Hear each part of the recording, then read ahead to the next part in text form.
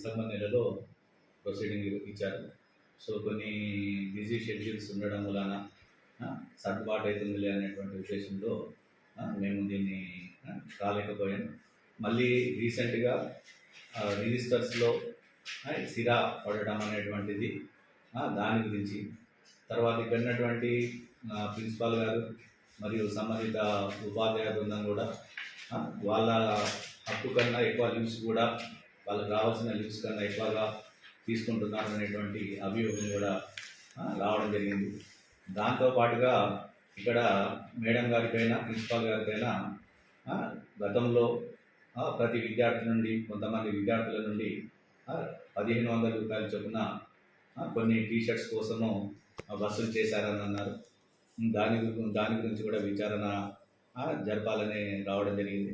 దాంతోపాటుగా వార్షిక దినోత్సవం యాన్యువల్ డే ఫంక్షన్ కొరకు కూడా 200 రూపాయలు కూడా విద్యార్థుల నుండి వసూలు చేశారనేటువంటి అభియోగం కూడా రావడం జరిగింది. అంతేకాకుండా ప్రిన్సిపాల్ మరియు ఉపాధ్యాయ బృందం స్టాఫ్ మధ్య సమన్వయమైనటువంటి లోపము జరుగుతుంది అనేది కూడా మా ఎలిగేషన్ ద్వారా ఇటు పేరెంట్స్ ద్వారా కూడా రావడం జరిగింది. సో ఇవన్నీ కూడా విచారణ జరపడానికి మేము ఉదయం ఇక్కడికి రావడం జరిగింది. వచ్చిన తర్వాత మా దృష్టికి ఈ 1500 రూపాయలు వసూలు చేయడం అనేటువంటిది నిజమే, కానీ మేము అందరికి కూడా యూనిఫామ్స్ ఎవరికైతే తీసుకున్నామో ఆ టీషర్ట్స్ ఇవన్నీ కూడా ప్రొవైడ్ చేయలేకపోయామని రిటర్న్ చేశామనేటువంటి విషయాన్ని గౌరవ ప్రిన్సిపాల్ గారు కూడా చెప్పడం జరిగింది.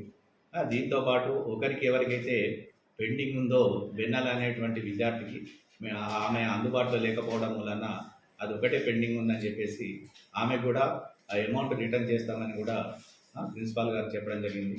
దీంతోపాటు ఆ 200 రూపాయలు వసూలు చేసినటువంటివి కూడా వార్షిక దినోత్సవం చేశాం, కానీ అది కోవిడ్ పీరియడ్లో పాండమిక్ ఉండడం వలన వాటిని సెలబ్రేట్ చేయలేకపోయాం కనుక ఆ అమౌంట్ను పాఠశాల కొరకు వినియోగించామనంటే దానికి సంబంధించినటువంటి ఈ 1500 రూపీస్ కలెక్టెడ్. మరిన్ని వీడియోస్ కోసం ఛానల్ ని సబ్స్క్రైబ్ చేయండి, లేటెస్ట్ అప్డేట్స్ కోసం వాట్సాప్ ఛానల్ ని ఫాలో చేయండి అండ్ లింక్ డిస్క్రిప్షన్ లో ఉంది.